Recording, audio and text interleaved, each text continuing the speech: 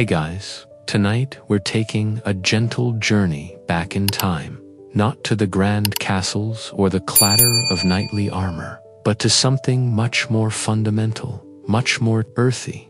Imagine, if you will, the faint glow of dawn barely piercing the thick straw thatch of a humble medieval cottage, the air cool and damp, carrying the scent of wood smoke and damp earth. You're stirring on a straw-filled pallet, the sounds of chickens already clucking outside, and the first thought in your mind isn't about checking your phone, but about the sustenance needed for a long, arduous day. You probably won't survive a single medieval morning without at least one desperate wish for a toaster, let alone actually enjoying a meal without refrigeration.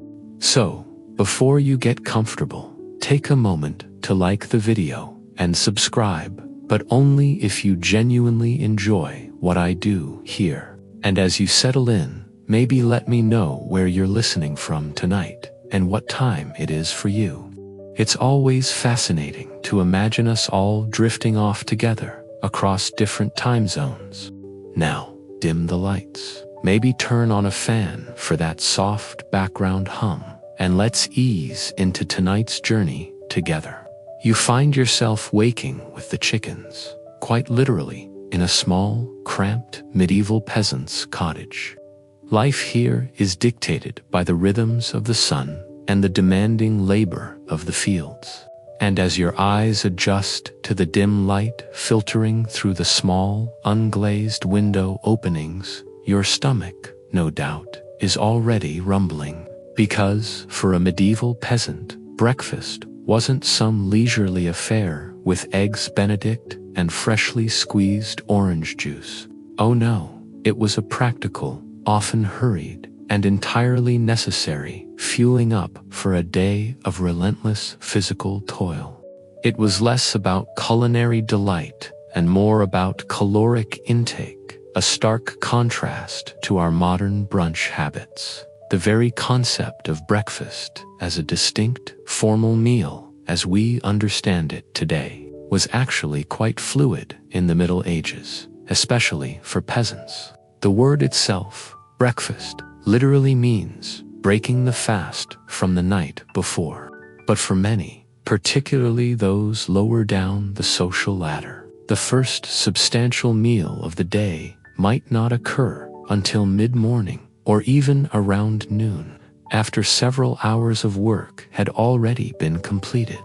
It wasn't uncommon to simply grab a quick bite before heading to the fields, or to wait until a designated break.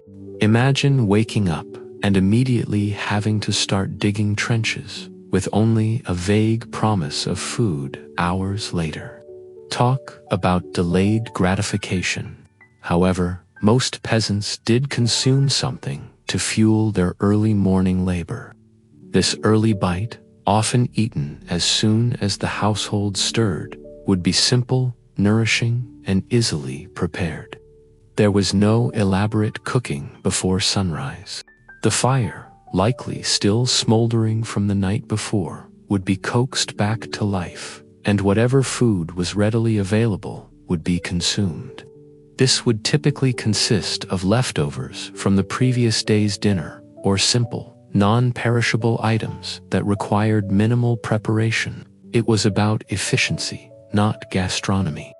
The staple of this early meal, or indeed any peasant meal, was almost always based on grain. Barley, rye, oats, and wheat formed the backbone of the medieval peasant diet. These grains were hardy, relatively easy to grow, and provided the necessary carbohydrates for grueling physical work. They were consumed in various forms, but predominantly as bread or pottage.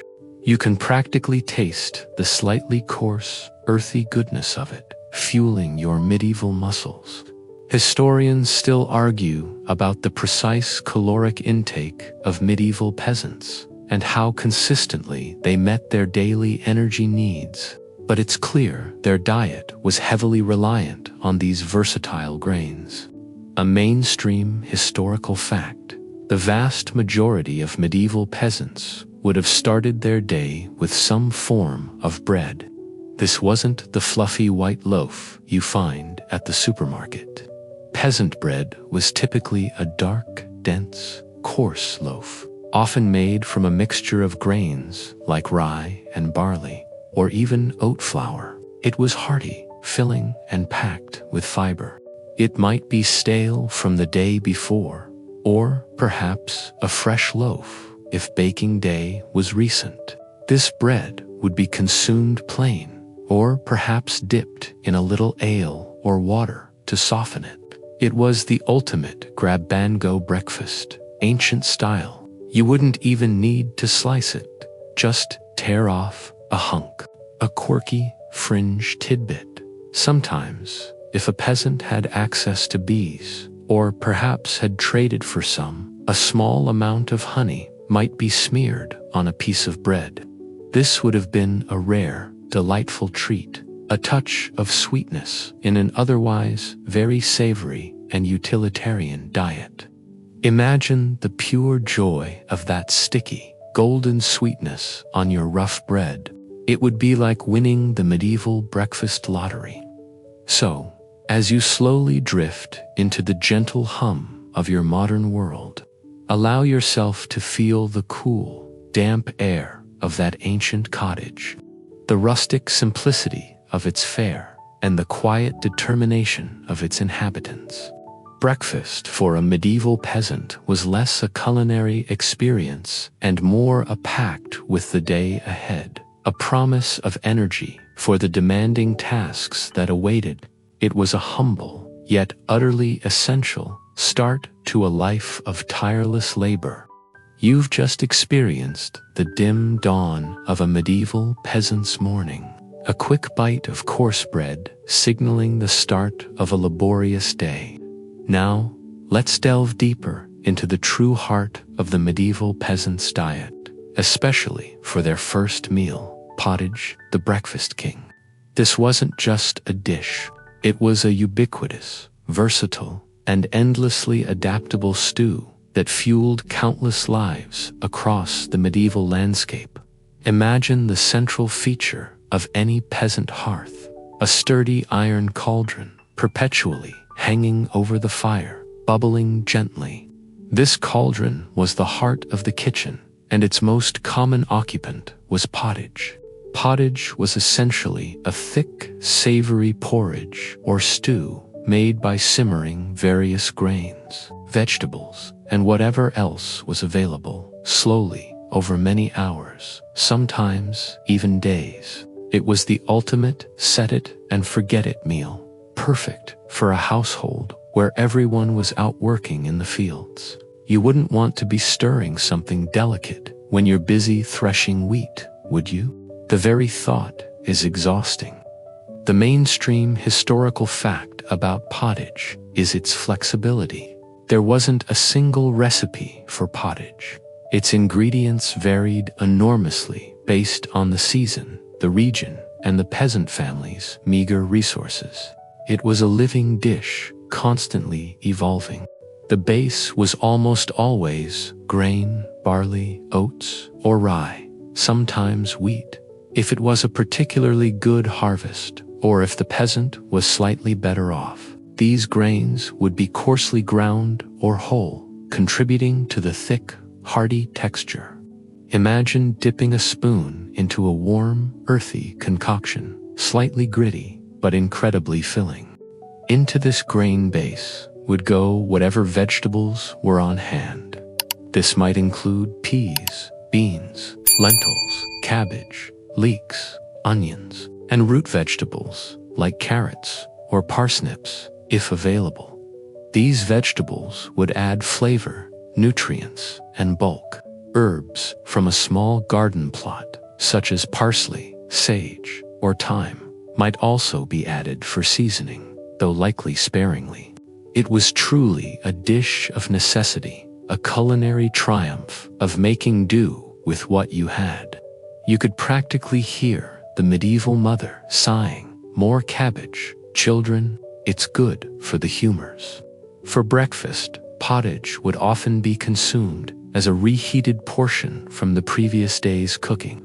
The cauldron would simply be nudged closer to the fire, or a portion scooped out and gently warmed. This made for an incredibly efficient morning meal, requiring almost no fresh preparation at a time when everyone was eager to get to work. It was the medieval equivalent of reheating your leftover stew from last night, but probably without the microwave. Just imagine the smoky aroma mingling with the scent of simmering grains, a comforting smell to start a chilly day. A quirky, fringe tidbit. Sometimes, pottage could be so thick that it was almost solid, allowing it to be sliced and eaten with hands, or even carried out to the fields as a portable meal. It was less a soup and more a kind of savory, dense cake, perfect for sustained energy. Imagine trying to eat a slice of porridge. It sounds a bit odd, doesn't it? But it speaks to the resourcefulness born of necessity. While pottage was fundamentally a savory dish, its flavor profile could change dramatically depending on the ingredients. A lean pottage might be mostly grains and water, perhaps with a few wild greens. A more fortunate family might add a small piece of cured meat, or some dried fish, adding precious protein and flavor. Dairy products, like a spoonful of butter or a splash of milk, would be rare luxuries, often reserved for those who owned their own cow or goat. It was a fluid concept, adapting to the ebbs and flows of the harvest and the household's fortunes.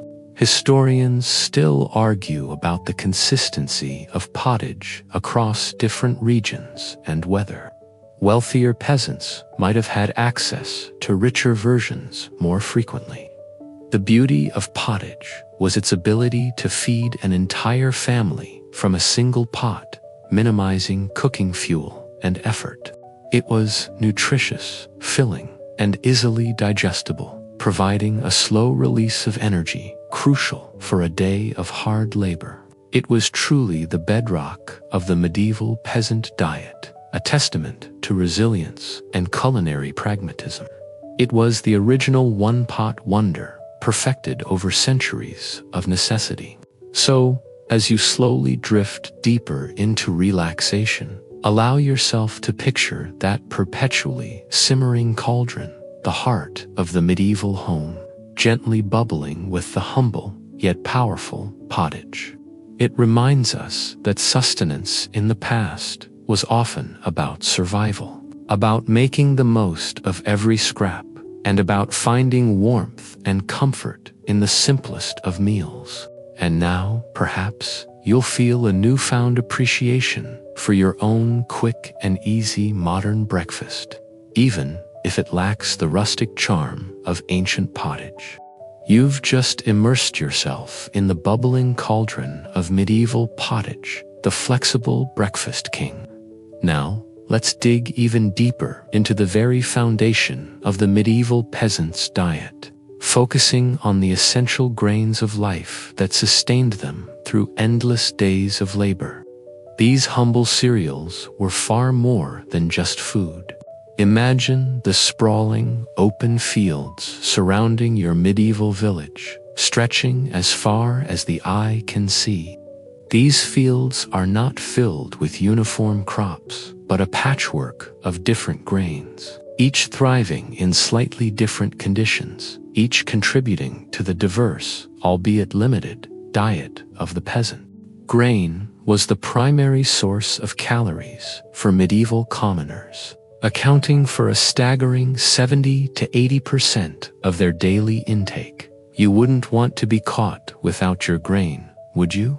That would be a recipe for starvation, quite literally.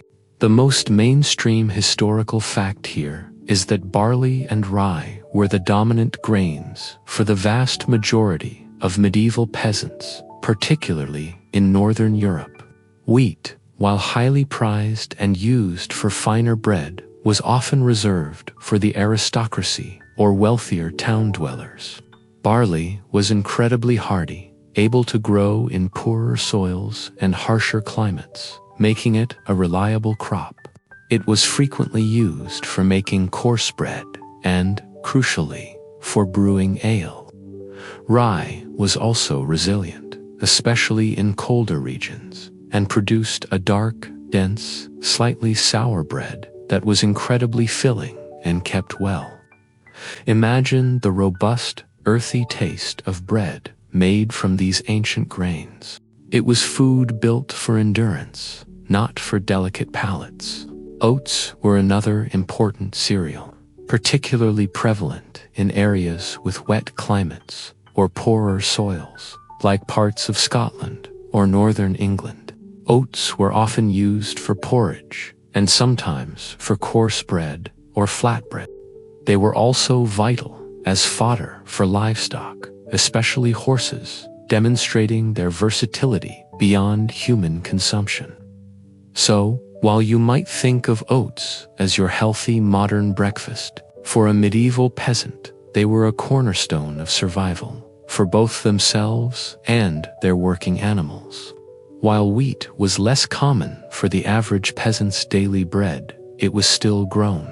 If a peasant was fortunate enough to have access to some wheat, it might be mixed with coarser grains to improve the texture of their bread, or reserved for special occasions like a feast day.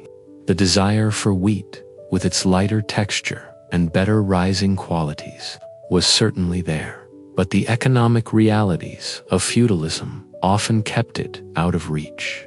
It was like aspiring to a fancy dessert when your daily meal was strictly plain. The processing of these grains was a laborious task. After harvest, the grain had to be threshed to separate the kernels from the stalks, then winnowed to remove the chaff. Finally, it had to be milled into flour. This often meant taking the grain to the lord's mill, a feudal obligation that sometimes involved a fee or a portion of the flour as payment. This process could be slow and arduous, especially before the widespread adoption of watermills or windmills. Imagine hand grinding your daily bread's worth of flour. You can practically hear the rhythmic grinding of millstones, a constant backdrop to medieval life, a quirky, fringe tidbit. Sometimes, if a peasant couldn't afford to pay the miller, or if the mill was too far away, they might resort to hand querns, simple stone grinders used at home. This produced a very coarse flour, often with bits of grit and stone mixed in, which could be quite abrasive to teeth. Archaeological evidence of worn teeth in medieval skeletons often points to this gritty diet. So, while convenient, your homemade flour might come with a side of dental wear and tear. Just a little bit of tooth-breaking grit in my breakfast, darling. Adds character. The storage of grain was also crucial for survival, especially through the lean winter months. Peasants would store their harvested grain in granaries, barns, or even underground pits, carefully protecting it from rodents, insects, and dampness. A spoiled harvest or poorly stored grain could mean starvation. It was their literal lifeline, carefully hoarded and protected. Historians still argue about the precise impact of grain storage, techniques on medieval food security, and whether collective storage efforts were more common than individual ones. So, as you slowly drift deeper into relaxation, envision the vast fields of medieval Europe swaying with the humble grains that sustained an entire civilization. Feel the rough texture of barley bread, taste the wholesome earthiness of rye pottage. These grains were more than just food. They were the silent heroes of the medieval diet, providing the energy for toil, the promise of survival, and the enduring rhythm of peasant life. And now, perhaps, you'll feel a newfound appreciation for your perfectly processed, grit-free breakfast cereal. You've just immersed yourself in the bedrock of the medieval peasant diet, understanding the crucial role of barley, rye, and oats. Now, let's focus on the most tangible and universal expression of those grains: bread, a daily staple. For the medieval peasant, bread wasn't merely a side dish. It was the foundation of every meal, a primary source of sustenance, and a symbol of life itself. Imagine the smell wafting from the communal oven in your medieval village, or perhaps from your own humble hearth if you were lucky enough to have one. It's the robust, earthy aroma of baking bread, a comforting smell that signifies sustenance and survival. This wasn't the artisanal sourdough of modern bakeries, nor the fluffy white slices we're accustomed to. Medieval peasant bread was a beast of its own, built for hard work and long days. You wouldn't want to get through a day of plowing with a flimsy slice of white bread, would you? That would be absolutely preposterous. The mainstream historical fact about medieval peasant bread is its coarse texture and dark color. As we discussed, it was primarily made from barley and rye flour, sometimes mixed with oats, and occasionally a small amount of wheat if available. This combination of grains resulted in a dense, heavy loaf, often dark brown or gray in color. It was packed with fiber, making it incredibly filling and providing a slow release of energy, perfect for sustained physical labor in the fields. Imagine tearing off a hunk of this substantial loaf, feeling its weight in your hand, a true staff of life. The quality of the bread varied significantly. For the poorest peasants, bread might be made from inferior grain, sometimes mixed with less palatable additions, like pea flour, bean flour, or even ground acorns, especially during times of scarcity. This black bread or horse bread was incredibly coarse and unappetizing, but served its purpose of providing calories. It was a stark reminder of the ever-present threat of hunger.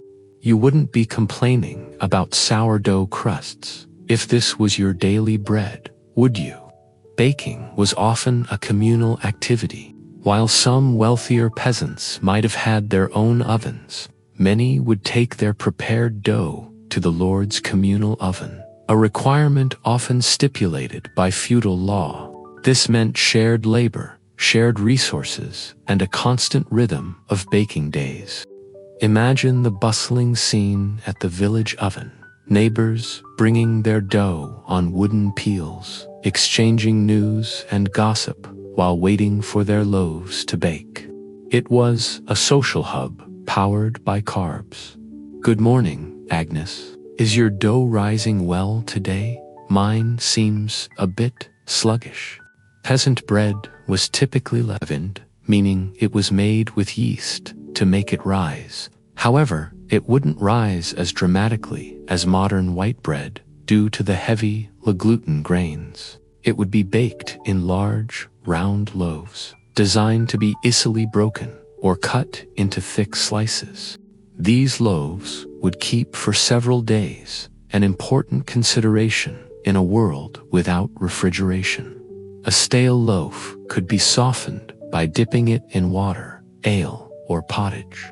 Waste not, want not was a fundamental rule of medieval life, a quirky, fringe tidbit. Sometimes, if a loaf of bread was baked directly on the hearth rather than in an oven, it would develop a very thick, hard crust on the bottom. This crust was sometimes used as a makeshift plate, especially for pottage or stews. Once the meal was finished, the plate itself would be eaten, soaking up the juices and flavors. This edible plate was known as a trencher and was more commonly used by nobility, but simpler versions might have been improvised by peasants. Imagine eating your meal and then eating your plate. Talk about efficient dishwashing. Bread was eaten with virtually every meal. For breakfast, it might be consumed plain, perhaps dipped in leftover pottage or a bit of ale.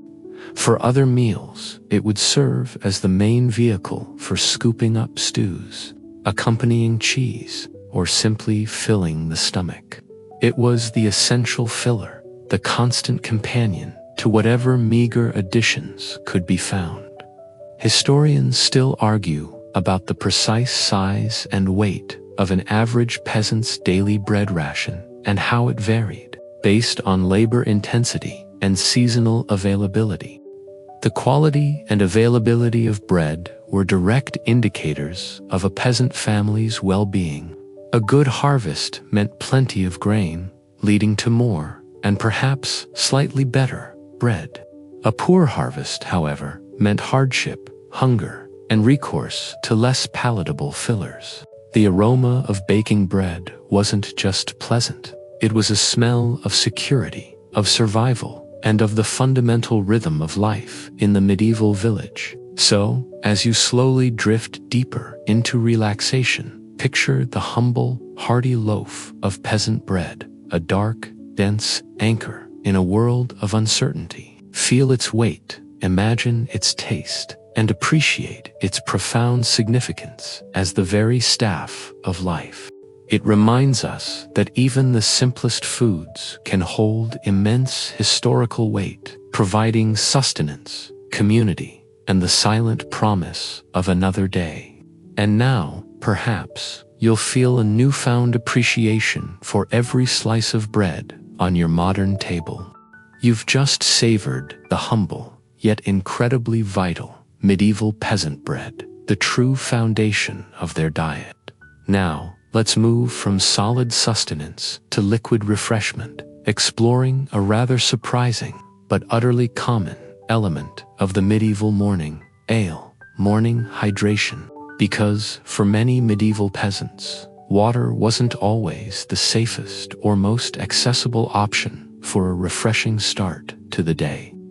Imagine waking in your medieval cottage, perhaps with a slight chill in the air. You're thirsty, ready to quench that overnight dryness. But instead of reaching for a glass of water, you instinctively pick up a tankard, filled not with coffee or juice, but with a murky, low-alcohol brew.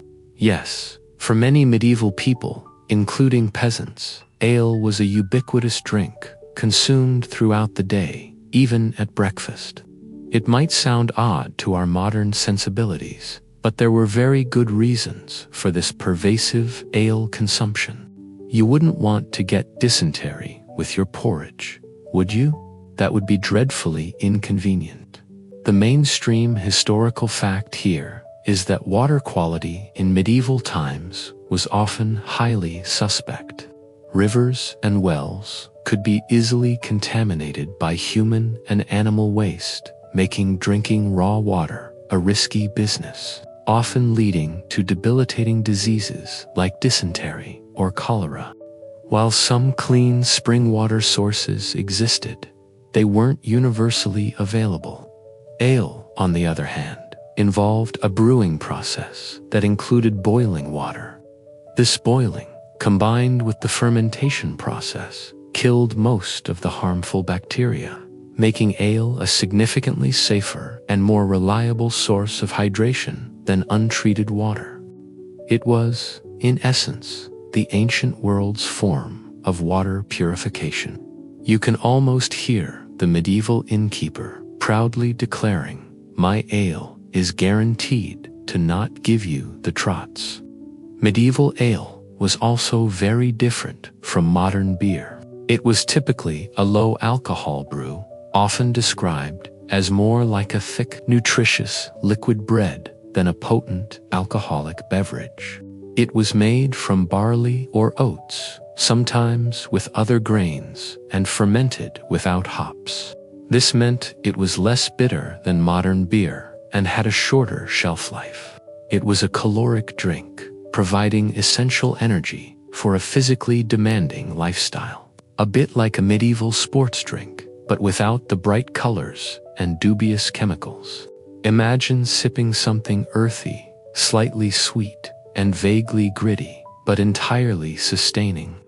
For breakfast, a peasant might drink a pint or two of this low-alcohol ale alongside their bread or pottage. It would provide immediate hydration and a quick boost of energy without causing intoxication. Children, too, would often drink small beer or weak ale, as it was safer than water. The alcohol content was so low that it was generally considered a foodstuff as much as a drink. It was a staple, like bread, an essential part of the daily diet from dawn till dusk. You wouldn't want to get dehydrated while plowing, would you? That would slow down your feudal obligations. The role of alehouses in medieval villages also highlights ale's importance. These were often central community hubs where villagers could purchase ale, socialize, and sometimes even conduct local business. Many larger peasant homes might brew their own ale, or neighbors might share resources for brewing.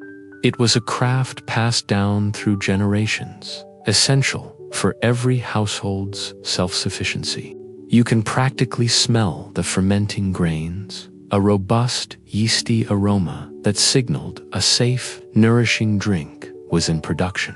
A quirky, fringe tidbit. Sometimes, if a peasant was very poor, or if the harvest was bad, they might resort to making a small ale or thin ale from the second or third run-through of the brewing grains.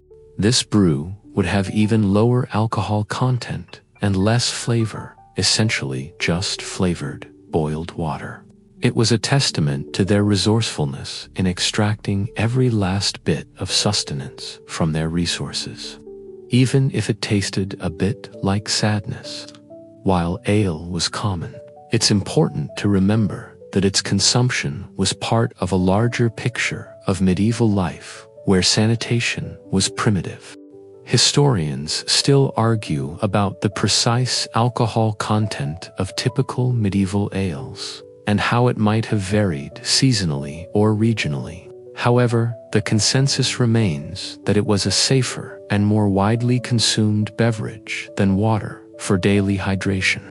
So, as you slowly drift deeper into relaxation, picture the medieval peasant raising a tankard of murky, nourishing ale to their lips. As the sun barely crests the horizon, feel the warmth, taste the earthy notes, and understand its vital role, not just as a drink, but as a silent guardian against disease and a constant source of energy. It reminds us that even the simplest choices in the past were often dictated by profound practical necessities, shaping daily life in surprising ways. And now, perhaps, you'll feel a newfound appreciation for the pristine safety of your modern tap water. You've just taken a sip of medieval ale, understanding its crucial role as a safe and nourishing morning drink. Now, let's shift our focus to an important external influence on the medieval peasant diet: fasting days' impact. Because, for a deeply religious society, the rhythm of meals, including breakfast, was often dictated not just by hunger or labor, but by the strictures of the church.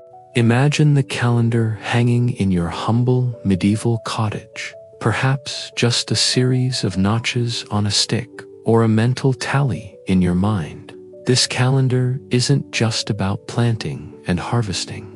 It's marked by numerous religious observances, days when the consumption of certain foods was strictly forbidden.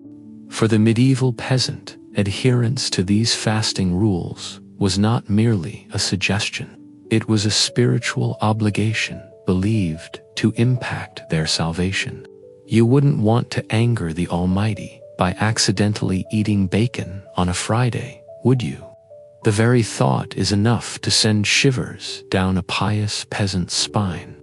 The mainstream historical fact here is that the medieval church designated a significant number of fasting days throughout the year. These weren't necessarily days of complete abstinence from food, but rather days when certain types of food were prohibited.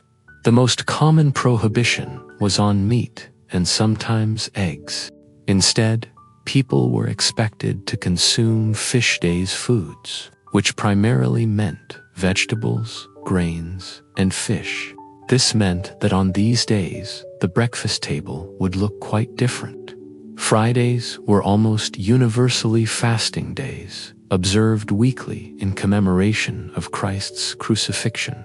This alone meant that 1/7 of a peasant's breakfasts would be meat-free. Then there was Lent, the 40-day period before Easter, which involved strict fasting. During Lent, not only meat, but often dairy and eggs were forbidden, pushing the diet heavily towards grains, legumes, and preserved vegetables. Advent, the period before Christmas, also involved fasting, though often less rigorously. In addition, various saints' days, vigils, and ember days added to the tally, collectively amounting to roughly 150 to 160 fasting days a year. That's nearly half the year where breakfast menus had to be adjusted. It was like a perpetual, divinely mandated vegetarian diet, often with fewer exciting options. So, what did a peasant eat for breakfast on a fasting day? Their staple pottage would remain, but any additions, like a scrap of cured pork or a bit of cheese, would be omitted. Instead, the pottage would rely more heavily on peas, beans, lentils, and other vegetables. Bread, always a constant, would still be consumed. If living near a river, lake, or coastline, fish might make an appearance, often salted or dried. This could include herring, cod, or local freshwater fish. For inland peasants, fresh fish was a luxury, so dried or salted varieties would be the only option. Imagine chewing on a piece of tough, salty, dried fish for breakfast. It certainly wakes you up, doesn't it? The impact of fasting days wasn't just about abstaining from certain foods. It also influenced food preservation and trade. The demand for fish on fasting days led to a robust industry for catching, salting, and distributing fish, even to inland areas. Monasteries often had their own fish ponds to ensure a supply for their communities during fasts. It created a dual food system, meat days and fish days, each with its own culinary traditions. Historians still argue about the effectiveness of these fasting rules in promoting genuine piety versus simply creating a market for alternative foods. A quirky, fringe tidbit: sometimes what counted as fish on a fasting day could be surprisingly flexible. Beavers, for instance, were sometimes classified as fish because they spent a lot of time in water and had scaly tails, making them permissible to eat on fasting days in some regions. Similarly, barnacle geese were sometimes considered fish because they were believed to hatch from barnacles attached to trees near the water, rather than being born from eggs laid by land birds. It was a rather ingenious bit of medieval culinary loophole finding. Well, technically, it lives in water, so it's fish, right? Pass the beaver, darling. The enforcement of these fasting rules varied, but they were generally taken seriously, particularly by the church authorities. Infractions could lead to penance or, in more severe cases, excommunication. This religious pressure ensured widespread adherence, even if it meant a less varied or appetizing breakfast on many days of the year. It shows how deeply intertwined religious belief was with the practicalities of daily life and diet. So, as you slowly drift deeper into relaxation, picture the medieval peasant's breakfast table, shifting with the liturgical calendar. Sometimes plain, sometimes featuring a tough piece of dried fish. But always a meal seasoned with piety and adherence to spiritual law. It reminds us that hunger in the past wasn't just a physical sensation. It was also shaped by the powerful dictates of faith, influencing every bite, even at dawn. And now, perhaps, you'll feel a newfound appreciation for the freedom to choose bacon any day of the week. You've just navigated the dietary demands of medieval fasting days, understanding how religious observance shaped the breakfast table. Now, let's explore a more pleasant aspect of the peasant diet, especially for those lucky enough to have a small plot of land, the garden's humble bounty, and how fresh vegetables and herbs complemented their morning meals. Because even a simple patch of earth could offer valuable additions to an otherwise monotonous diet. Imagine stepping out of your humble cottage into a small, enclosed plot of land, perhaps no bigger than your modern living room. This isn't a manicured flower garden. This is a vital source of sustenance, a small haven of green amidst the open fields.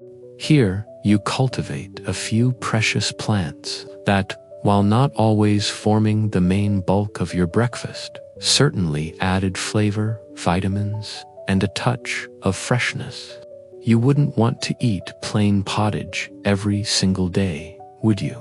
That would be dreadfully boring, even for a medieval peasant. The mainstream historical fact here is that medieval peasants typically maintained a small kitchen garden near their dwelling. This garden was distinct from the large communal fields, and it was crucial for supplementing their grain-heavy diet. What they grew depended on the region, soil, and climate, but common crops included hardy, easy-to-grow vegetables and herbs. These additions provided much-needed vitamins and minerals that might be lacking in a diet dominated by coarse grains. Imagine the satisfaction of plucking a fresh cabbage leaf or a handful of herbs directly from your own patch. Among the most common vegetables grown would be cabbage and onions. Cabbage was incredibly versatile, hardy, and could be stored for extended periods, making it a staple. It could be added to pottage, boiled, or even fermented to make a medieval equivalent of sauerkraut. Onions and leeks provided essential flavor to otherwise bland dishes. These robust vegetables were the workhorses of the peasant garden, providing reliable nourishment. You can practically smell the earthy sweetness of freshly dug onions, a sharp contrast to the smoky backdrop of the cottage. Peas and beans were also crucial. These legumes were high in protein, a vital nutrient often scarce in the peasant diet. They could be dried and stored for the winter months, then rehydrated and added to pottage. Fresh peas and beans, in season, would be a welcome addition, adding texture and sweetness. Imagine shelling fresh peas by the hearth, a simple, satisfying task. Herbs were cultivated not just for flavor, but often for their medicinal properties as well. Parsley, sage, thyme, mint, and fennel were common. A handful of fresh herbs tossed into the morning pottage could transform its flavor, adding a refreshing note to a reheated meal. They were also used to brew simple herbal infusions, a form of medieval tea sometimes consumed for their purported health benefits rather than just hydration. It was like having a tiny, living pharmacy and spice rack right outside your door. Feeling a bit sluggish, dear? Try some mint in your pottage, a quirky, fringe tidbit. Sometimes, peasants would forage for wild edibles to supplement their garden produce. Wild greens like nettles, dandelions, wild garlic, and sorrel could be gathered from hedgerows and fields. These foraged additions, while often bitter or unusual, provided vital nutrients and variety. especially during lean times or early spring when cultivated crops were not yet ready. Imagine a child excitedly bringing home a basket of wild berries or a handful of fresh greens, a small treasure for the family meal. It was the ultimate free-range organic produce, but with added risk of itchy nettle stings. The seasonality of these garden additions meant that the peasant breakfast changed with the rhythm of the year. In spring and summer, fresh greens and early peas might lighten the pottage. In autumn, root vegetables and dried legumes would become more prominent. Winter, as always, was the leanest time, relying heavily on stored grains and preserved vegetables. This constant adaptation to nature's bounty made the peasant's diet dynamic, even within its limited scope. Historians still argue about the precise nutritional adequacy of the medieval peasant diet and how well it supported sustained physical labor without modern supplements. The small kitchen garden was a microcosm of the peasant's self-sufficiency and resourcefulness. It was a place of quiet industry, where every seed planted and every weed pulled contributed directly to the family's survival and well-being. It represents the enduring human connection to the land, transforming humble seeds into vital nourishment. So, as you slowly drift deeper into relaxation, picture that small, verdant patch of garden, brimming with humble yet life-sustaining plants.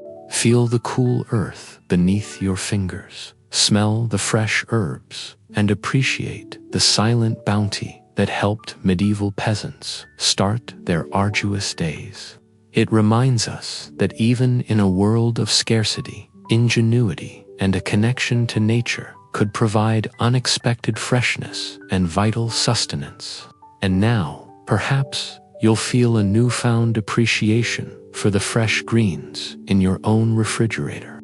You've just savored the humble yet vital additions from the medieval peasant's garden, providing much-needed freshness and nutrients.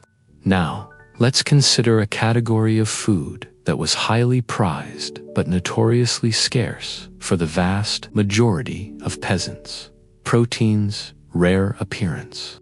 Highlighting the scarcity and occasional sources of meat or fish in their diet reveals the constant nutritional challenge they faced.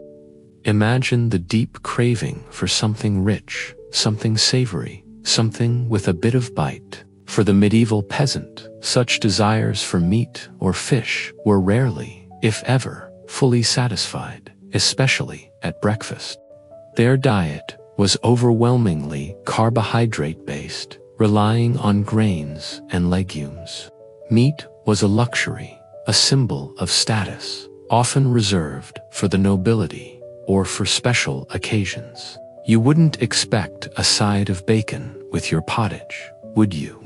That would be absolutely scandalous and, frankly, impossible for most. The mainstream historical fact here is that meat consumption for peasants was extremely low compared to modern diets. They rarely ate fresh red meat. Most of the animals belonged to the Lord or were too valuable alive to be killed for casual consumption. When meat was available, it was often tough, cured, or preserved. Imagine chewing on a piece of dried, salted beef, a rare and precious treat. It was sustenance, not culinary delight. So, when and how did a peasant get access to any protein beyond their pulses? Occasionally, a peasant might have access to pork. Pigs were relatively easy to keep, could forage in woodlands, and provided a good source of fat and meat. If a peasant was permitted to keep a pig, or perhaps shared one communally, its slaughter might be an annual event in late autumn. The meat would then be salted, smoked, or cured to preserve it throughout the winter.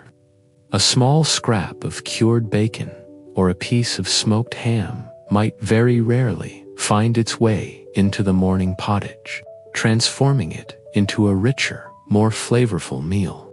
Imagine the delight of tasting that smoky, salty goodness on a cold morning. It would be like winning the medieval protein lottery. Poultry, like chickens or geese, might provide eggs, which were a valuable source of protein. However, chickens were often kept for their eggs rather than their meat, as eggs were a more sustainable daily resource. Killing a chicken for meat was usually reserved for special occasions or when the bird was no longer laying, and geese were often too valuable for their feathers or simply too large to be a regular meal. So, while eggs might occasionally supplement a breakfast, meat from fowl was a rare treat. Historians still argue about the precise frequency of egg consumption for the average peasant, given their value for trade or as part of feudal dues. Fish was another important source of protein, especially on fasting days, as we discussed. However, fresh fish was primarily available to those living near coasts, rivers, or lakes. For inland peasants, fresh fish was a luxury, and they relied on dried or salted fish, like herring or cod. These would be tough, requiring soaking and long cooking, and were usually reserved for non-meat days. Imagine the intense saltiness of dried fish for breakfast. It would certainly wake you up. Hunting, for peasants, was generally forbidden on the Lord's land, making wild game inaccessible. Poaching carried severe penalties. However, sometimes small game, like rabbits or birds caught in snares, might supplement the diet. But this was irregular and risky, not a reliable source of protein for breakfast. It was the ultimate don't ask, don't tell protein source, a quirky, fringe tidbit. Sometimes, after a large animal belonging to the Lord was slaughtered, the peasant might be given or allowed to purchase the less desirable cuts or offal, the organs, feet, or head. While not the prime cuts, these could provide a rare source of protein and fat used to enrich a pottage or stew. It was a case of making every part of the animal count. Nothing went to waste, even the bits you might rather not think about. The scarcity of protein meant that medieval peasants relied heavily on legumes for their protein needs. These were hardy, could be grown in quantity, and stored well. They formed the consistent, though often unexciting, protein backbone of the diet. So, as you slowly drift deeper into relaxation, envision the medieval peasants longing for something more. A rare scrap of meat or a piece of fish transforming their humble breakfast. Feel the lean efficiency of their diet, built for survival and grueling labor, constantly balancing the need for energy with the scarcity of protein. It reminds us that luxury in the past wasn't always grand. Sometimes it was simply a small, savory bite of something that had once been alive. And now, perhaps, you'll appreciate your morning sausage or fish with a renewed sense of historical gratitude. You've just gained a sobering insight into the scarcity of protein in a medieval peasant's diet, highlighting their reliance on grains and legumes. Now, let's explore how their meals, including breakfast, were fundamentally shaped by the unpredictable dance of nature, the seasonality of food. Because in a world utterly dependent on local agriculture, the rhythm of the year dictated what and how much a peasant ate. Imagine the stark contrasts of the medieval year in your village: the bountiful promise of summer, the rich harvests of autumn, the lean, biting hunger of winter, and the hopeful, but often meager, offerings of spring. Each season brought its own challenges and its own, often limited, culinary possibilities. There were no climate-controlled grocery stores, no imported fruits in January. What grew, and when, was your entire pantry. You wouldn't expect strawberries for breakfast in February, would you? That would be absolutely miraculous, and probably a sign of witchcraft. The mainstream historical fact here is that the medieval peasant diet was entirely dependent on local, seasonal produce. Their meals were a direct reflection of the agricultural cycle. The harvest, typically in late summer and early autumn, was the peak of abundance, when fresh grains, vegetables, and fruits were plentiful. This was a time of feasting and preserving. For breakfast during harvest season, you might have fresh bread, perhaps some fresh peas or beans in your pottage, and even a handful of wild berries if you were lucky. It was a brief moment of relative plenty before the long, lean months. You can almost hear the joyous shouts from the fields, celebrating the hard-won bounty. As autumn progressed, the focus shifted to storage and preservation. Grains were dried and stored in barns. Root vegetables like carrots, parsnips, and turnips were buried in sandpits or root cellars to last through winter. Cabbage might be fermented. Fruits, if available, would be dried or made into ciders. Any meat that was slaughtered would be salted or smoked. This meant that winter breakfasts relied heavily on these preserved staples: dense, coarse bread, thick pottage made from dried peas or beans, and perhaps a bit of salted meat or fish if available. It was a monotonous but vital diet designed for endurance. Imagine trying to make your dried beans exciting for the 100th time, a true test of culinary creativity or lack thereof. Winter was the leanest and most challenging season. Fresh food was almost non-existent. The diet consisted primarily of stored grains, dried legumes, and preserved provisions. Malnutrition was a constant threat, and the weakened state of peasants after winter often led to vulnerability to disease in spring. Breakfasts would be basic, calorie-focused, designed simply to provide enough energy to survive the cold and perform essential tasks. You wouldn't be picky. You'd just be grateful for any warmth and sustenance. Historians still argue about the precise nutritional deficiencies common in the medieval peasant diet and their long-term health impacts. Spring, while bringing the promise of new growth, was often known as the hungry gap. Last year's stores might be running low, and the new crops weren't ready for harvest. Foraged foods, like wild greens or early spring shoots, might supplement the diet. This was a time of particular hardship, when hunger was often a daily companion. Breakfasts in spring might be even sparser than in winter, relying on the very last of the preserved provisions. You can almost feel the collective hunger pangs of an entire village waiting for the first green shoots to appear. A quirky, fringe tidbit. During periods of extreme scarcity, peasants might resort to eating things we would consider highly unappetizing today, such as tree bark, acorns, or even boiled leather. These were desperate measures to stave off starvation, a testament to the brutal realities of seasonal hunger. Imagine trying to make a pancake out of tree bark. It certainly wouldn't win any culinary awards.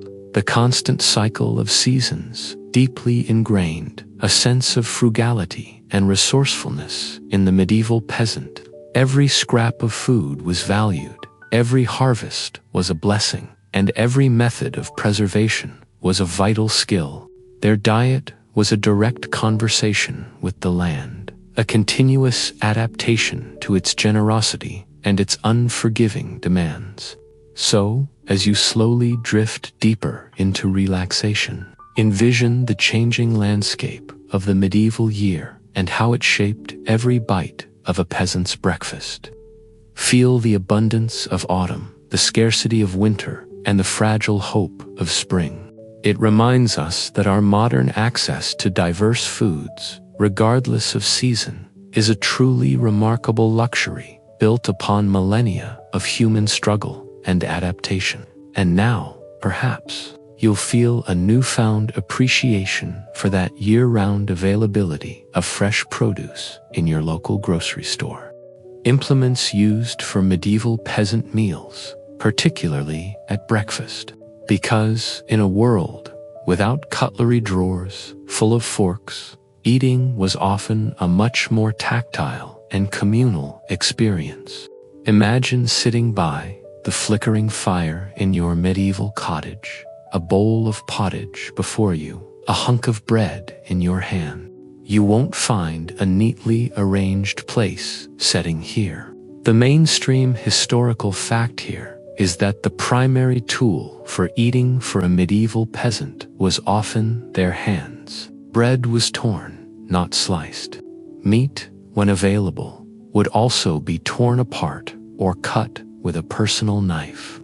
This direct, tactile connection to food was a daily reality, a far cry from the delicate separation we often employ with modern utensils. Imagine the earthy smell of the bread on your fingers, the warmth of the pottage directly against your palm. When utensils were used, the most common and indispensable tool was a knife. Every adult male, and often every adult, would possess a personal knife. This wasn't just for eating. It was an all-purpose tool for work, self-defense, and countless daily tasks. It was practical, efficient, and deeply personal. You can almost hear the soft rasp of steel on bread, a familiar sound in any medieval home. Pass me my knife, darling. This crust isn't going to break itself. Wooden spoons were easily carved and replaced, making them ideal for peasant households. They might be simple, functional implements, or occasionally adorned with a bit of carved decoration. Forks, on the other hand, were almost entirely absent from the peasant table. They were a relatively late introduction to European dining, only gaining widespread popularity among the elite much later, in the Middle Ages or even into the Renaissance. For the medieval peasant, the fork was an unknown luxury, completely unnecessary for their simple fare. Trying to eat a piece of tough, rustic bread with a delicate fork would have been a rather comical and pointless endeavor. What is this strange pointy stick for, dear? It doesn't seem to hold my pottage very well. Serving implements were also basic. Large wooden spoons or ladles might be used to serve pottage from the communal cauldron, would hold communal portions of food from which individuals would take their share. The idea of individual plates for every course was largely confined to the very wealthy. It was a system built on sharing and common access, reflecting the communal bonds of village life. A quirky, fringe tidbit. Sometimes, in a pinch, if a spoon wasn't available, a peasant might fashion a temporary scoop from a piece of hard bread, or even a large, clean leaf. Resourcefulness was key in medieval life, and finding ingenious ways to eat your meal was simply part of the daily routine. Imagine carefully folding a large cabbage leaf into a makeshift scoop for your breakfast pottage.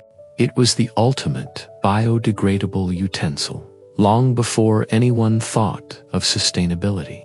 The absence of extensive cutlery also meant that cleanliness was often rudimentary. Hands would be wiped on rough cloths or sometimes on one's clothing. Historians still argue about the impact of these eating habits and sanitation levels on the spread of disease.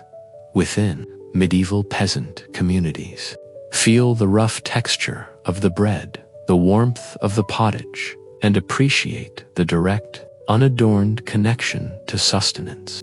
It reminds us that luxury in the past was often about having any tool, not about having the most refined ones. And now, perhaps, you'll feel a newfound appreciation for your neatly organized cutlery drawer and the convenience of a clean fork. You've just gotten a sense of the simple eating tools of medieval peasants, highlighting the tactile and often communal nature of their meals. Now, let's explore the heart of those mealtimes, even breakfast, by focusing on family meal dynamics. Because in a peasant household, eating wasn't just about individual sustenance. It was a shared experience, a moment of communal gathering that reinforced bonds and the structure of the family unit.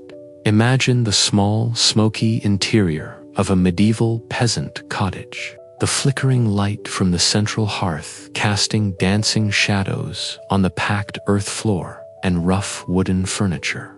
As the day begins, or during a mid-morning break from labor, the family gathers for a meal, a silent ritual of shared need and interdependence. There might not be much in the way of conversation at dawn, but there's a quiet understanding of purpose.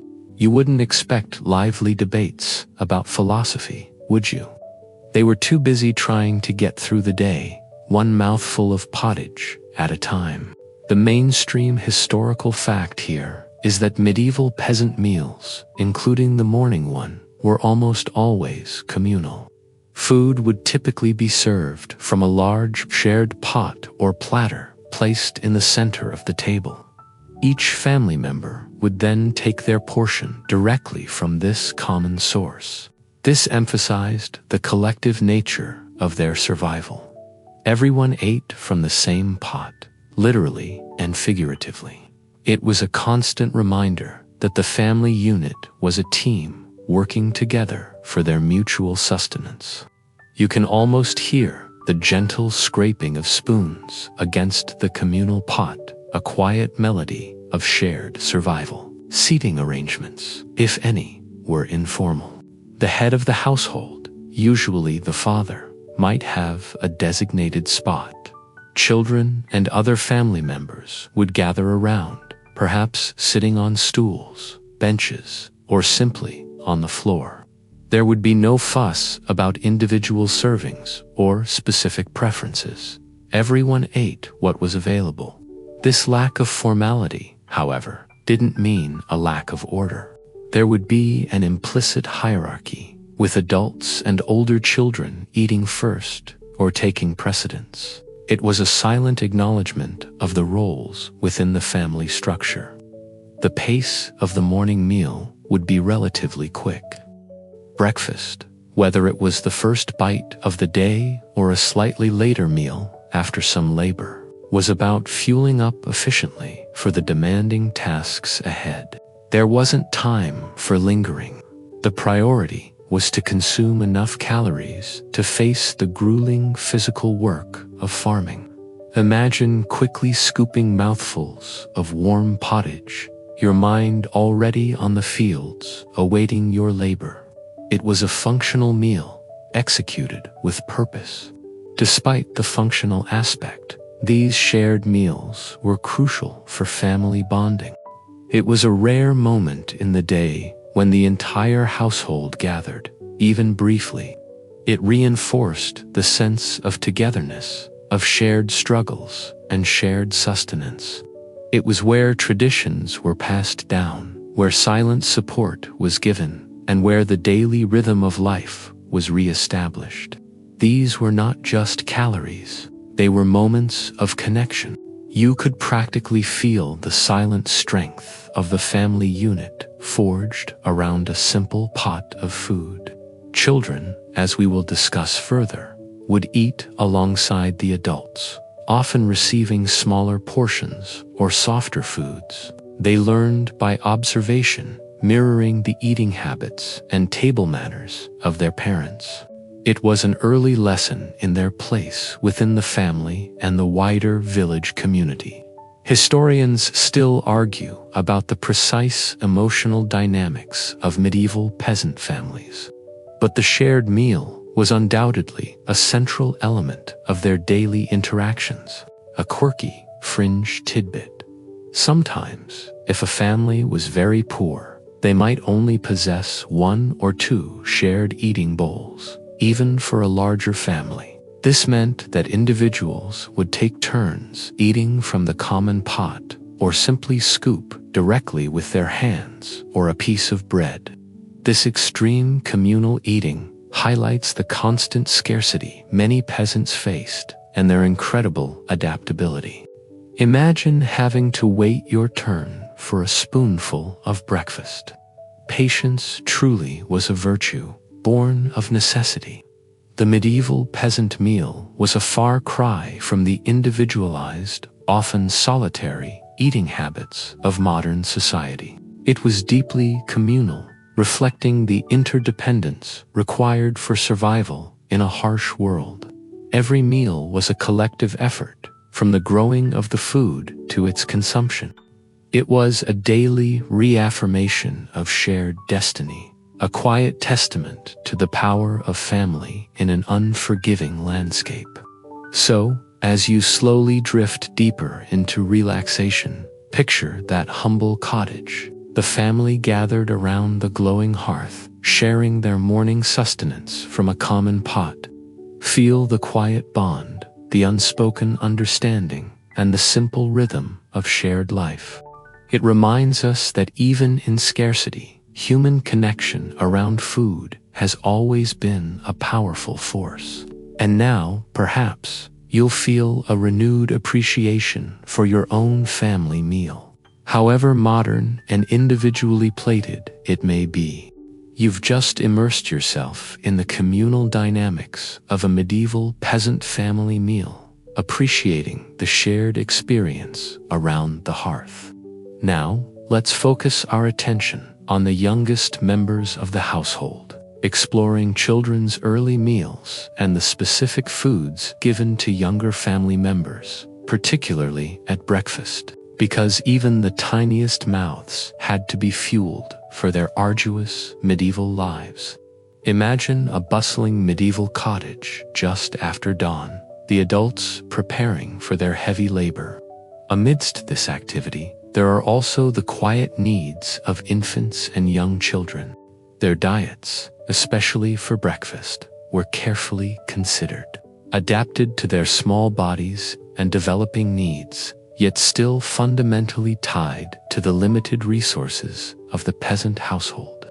You wouldn't expect baby formula and organic purees, would you? That would be absolutely fantastical. The mainstream historical fact here is that breastfeeding was the norm for infants for an extended period, often for 2 years or even longer, particularly in peasant families. This provided essential nourishment, immunity, and comfort for the youngest members of the family. For breakfast, an infant would simply nurse, a natural and efficient way to receive their first nourishment of the day. This sustained them until they were old enough to begin consuming solid foods. You can almost hear the gentle murmurs of a mother comforting her nursing child in the dim morning light.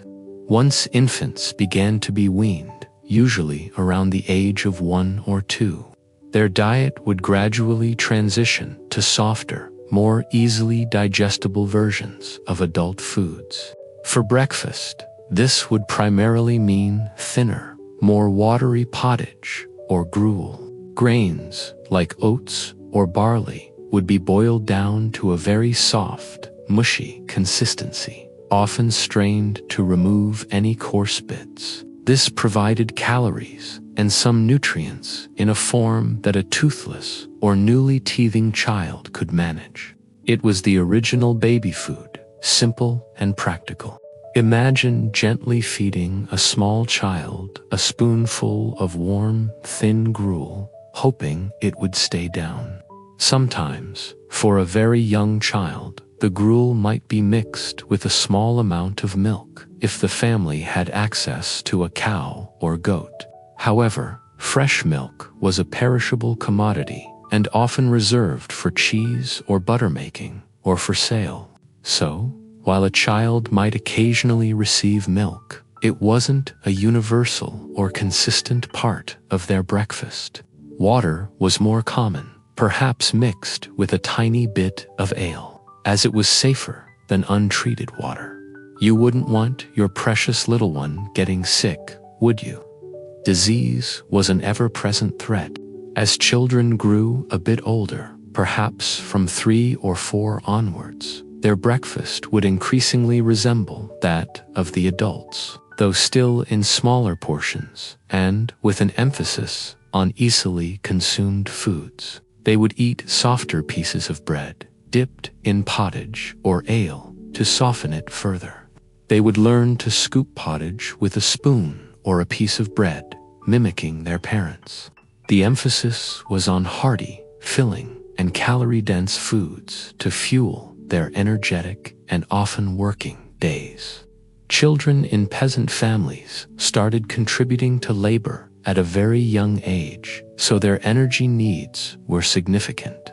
A quirky, fringe tidbit: sometimes, if a child was particularly ill or very weak, they might be given specialized spoon meat, finely mashed or liquidized foods, often prepared with a bit more care or with added fats, if available.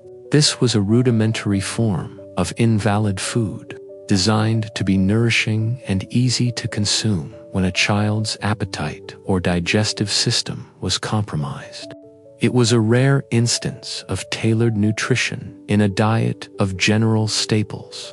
Imagine a worried mother trying to coax a spoonful of softened porridge into a feverish child.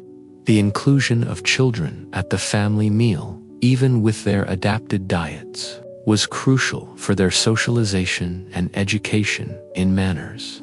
They learned by observing adults, absorbing the unspoken rules of the table and their place within the family unit. This early exposure to shared meals fostered a sense of belonging and community, preparing them for their future roles in the village.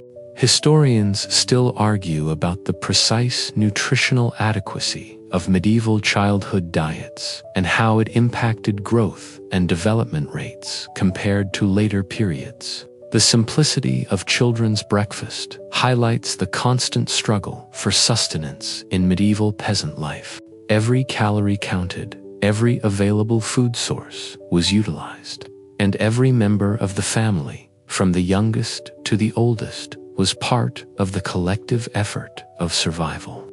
It was a diet born of necessity, but one that sustained generations.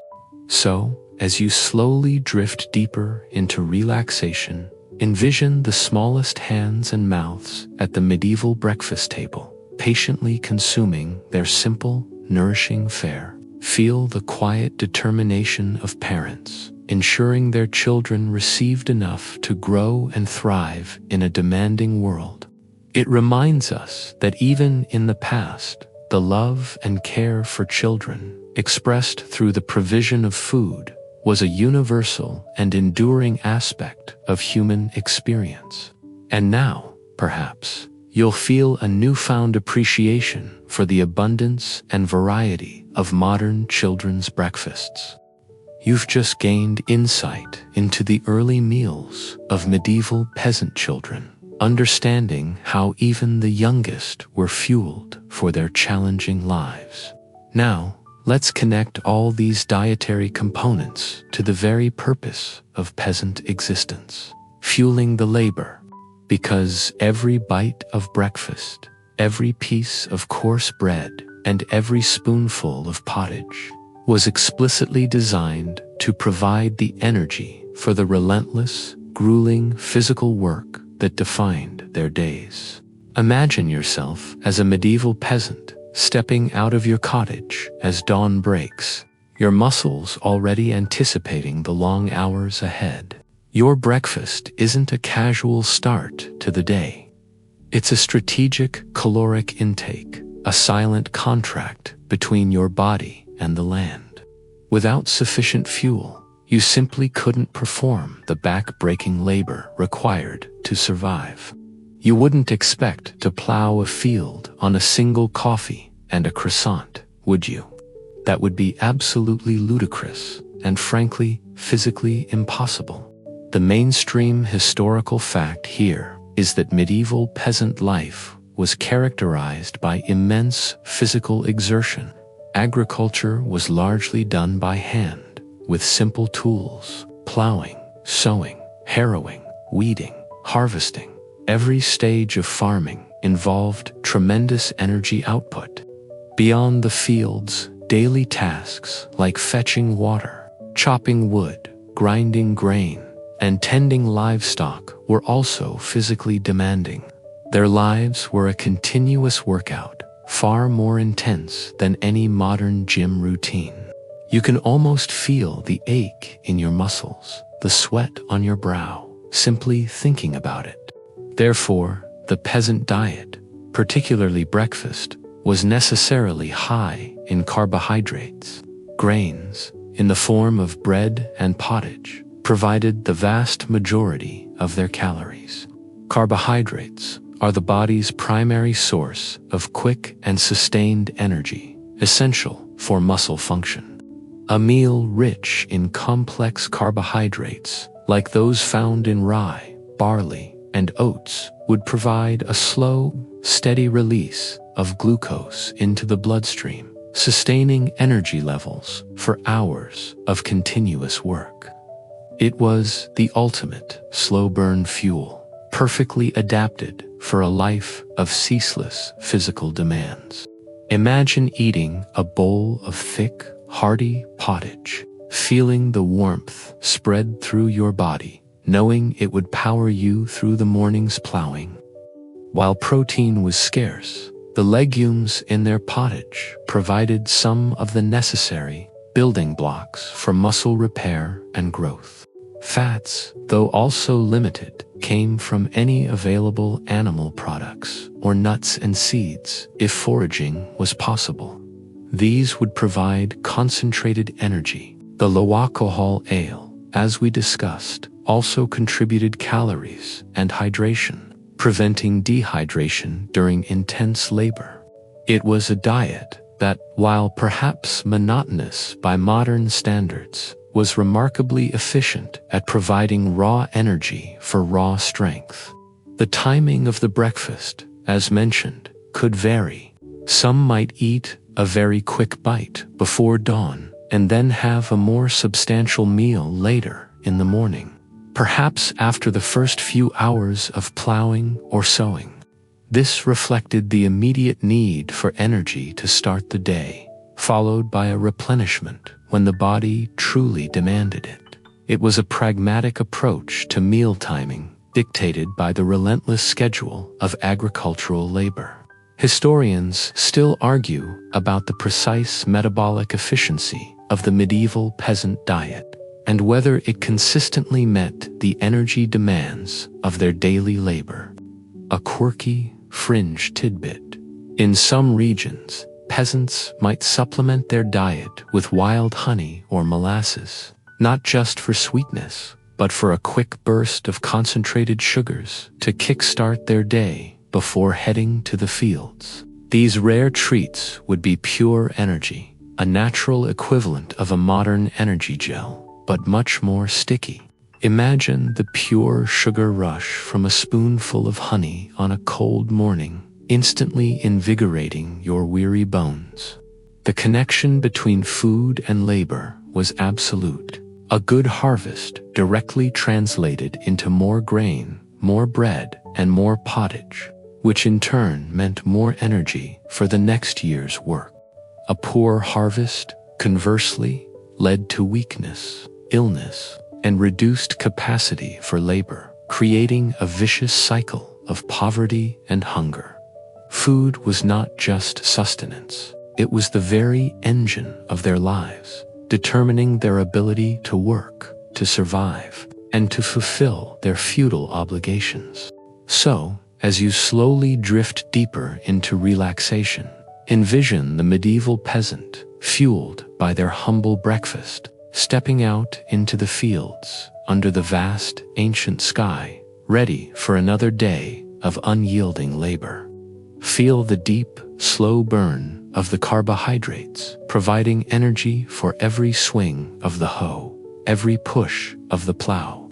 It reminds us of the fundamental connection between diet and physical capacity, a harsh reality that shaped the lives of countless generations. And now, perhaps, you'll feel a newfound appreciation for simply resting your muscles after a long day. Knowing the immense labor that once sustained entire societies. You've just felt the intense physical demands that medieval peasant breakfast had to fuel, understanding its critical role as an energy source. Now, let's broaden our view from the universal staples to the nuanced variations, exploring regional differences noted in how geography, climate, and local availability influenced the humble peasant diet, including what ended up on their morning table. Because medieval Europe was a patchwork of microclimates and unique resources, subtly changing the breakfast experience from one village to the next. Imagine traveling across medieval Europe, a journey not just of miles, but of shifting landscapes and subtle culinary variations. While bread and pottage were nearly universal, the specific grains, vegetables, and supplementary foods available to a peasant family would change dramatically depending on whether they lived near a coastline, in a mountainous region, or on vast plains. You wouldn't expect the same breakfast in a Norwegian fjord as in the sunny vineyards of France, would you? That would be gastronomically illogical. The mainstream historical fact here is that dietary staples were highly localized. For example, in northern regions, like parts of Scandinavia, Scotland, or mountainous areas, oats and barley would be even more dominant than rye, as they were hardier crops suited to shorter growing seasons and poorer soils. Their pottage might be thicker, more oat-based, and their bread exceptionally dense. You can almost taste the robust, almost nutty flavor of an oat-heavy medieval breakfast, perfect for a cold, damp morning.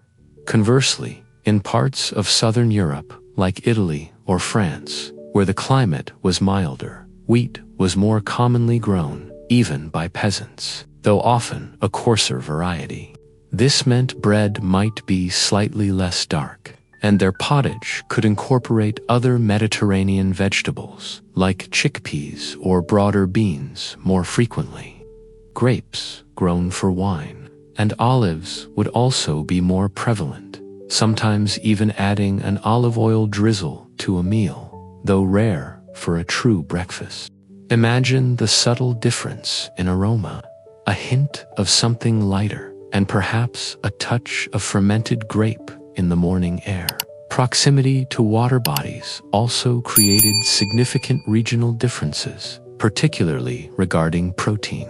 Along the coasts of the North Sea or the Atlantic, salted or dried fish like herring and cod would be a much more common protein source, not just on fasting days, but regularly, making its way into morning stews or alongside bread. Inland regions, particularly near major rivers or lakes, might have access to freshwater fish, which would be a highly valued, if seasonal, addition to the diet. For deep inland peasants, fish was a distant luxury, a reminder of the limitations of their immediate environment. You wouldn't expect a piece of fresh salmon in a landlocked Bohemian village, would you? That would be simply unheard of. The availability of different livestock also varied. In areas with extensive woodlands, pigs might be a more common source of preserved meat. In more open, pastoral regions, sheep or goats might be raised, offering occasional milk, cheese, or rare meat. Cattle, were too valuable for labor or milk to be regularly consumed as meat by peasants.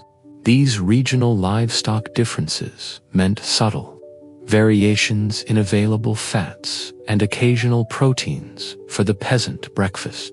Historians still argue about the precise balance of animal versus plant protein in different medieval European regions, as archaeological evidence for animal remains can be uneven. A quirky, fringed tidbit: in some forested, less arable regions, foraging played an even more critical role. Wild berries, nuts, mushrooms, and edible plants would form a larger portion of the diet, especially in lean seasons. A peasant breakfast in such an area might be supplemented with gathered walnuts or a handful of wild raspberries, a sweet surprise that added vital nutrients.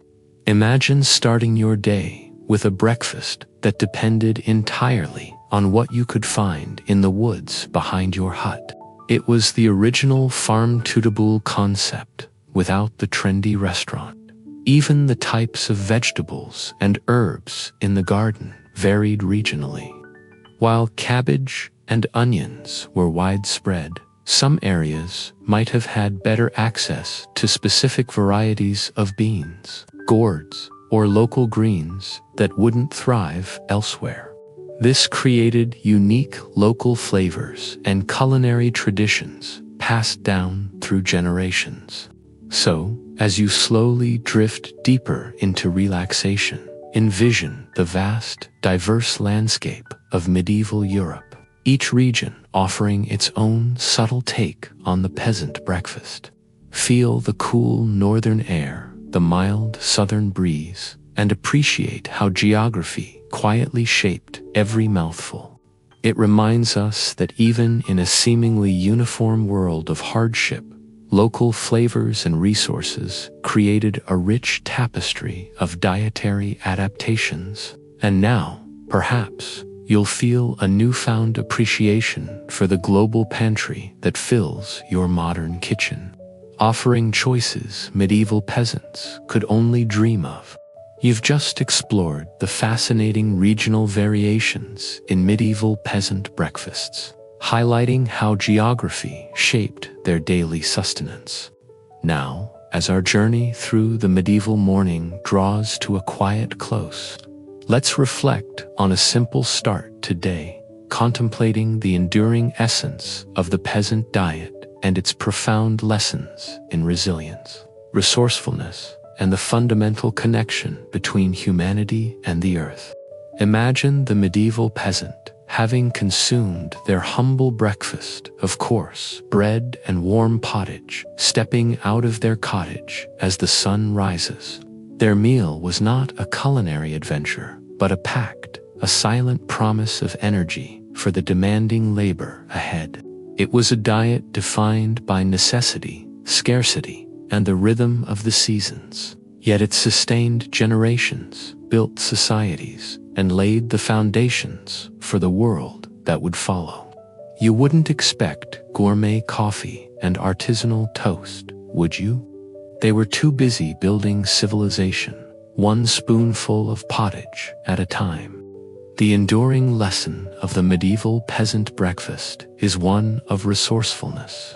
Every scrap of food was valued, every available grain utilized, every wild edible a potential supplement. They understood, perhaps more intimately than any modern society, the direct link between the earth, their labor, and their very survival. Their meals were a testament to making the absolute most of what was available, transforming humble ingredients into life-sustaining nourishment. It was the ultimate zero-waste kitchen, born of necessity rather than trendy philosophy. Their diet, though simple, was remarkably efficient for their lifestyle. High in complex carbohydrates, it provided the slow-burning energy needed for relentless physical labor. The ubiquitous pottage, endlessly adaptable, ensured that a warm, filling meal was always accessible. Ale provided safe hydration and calories, Every component served a purpose, fueling bodies that worked from dawn till dusk. You can almost feel the sustained energy, the quiet strength that came from such a functional diet. The meal itself, often communal, reinforced the bonds of family and community, sharing from a common pot, relying on each other for both the harvest and the preparation, fostered a sense of interdependence that was crucial for survival in a challenging world. Breakfast was a quiet ritual of togetherness, a daily reaffirmation of their shared fate and collective strength. It was less about individual preferences and more about collective survival, a silent agreement to face the day as one. Historians still argue about the precise social dynamics of these communal meals, but their central role in family life is undeniable, a quirky, fringe tidbit that speaks to this enduring connection, even today. In some remote, traditional communities, you can find echoes of these ancient peasant diets. Hearty porridges, dense grain breads, and meals based on local seasonal produce continue to form the backbone of diets, reminding us that these basic sustainable eating habits have a timeless appeal and practical value, far removed from modern culinary trends. It's like finding a living, breathing connection to your medieval ancestors, all through a simple bowl of grain. The medieval peasant breakfast was a microcosm of their entire existence, hard-won, often meager, but deeply meaningful. It was not about pleasure in the modern sense, but about the profound satisfaction of sustenance, the quiet triumph of survival, and the enduring rhythm of life connected to the land. It reminds us that even in the most challenging times, humanity finds ways to nourish itself, physically and communally.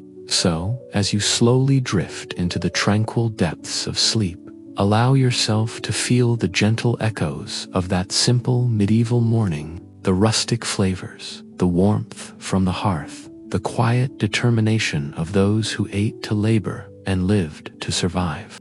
It's a story of profound resilience, a quiet testament to the enduring power of the most basic human needs, met with ingenuity and communal spirit. Feel your body relax, heavy and peaceful, as the last whispers of this ancient world fade. Imagine the soft, comforting certainty of a humble breakfast, fueling a timeless journey into the quietest of dreams.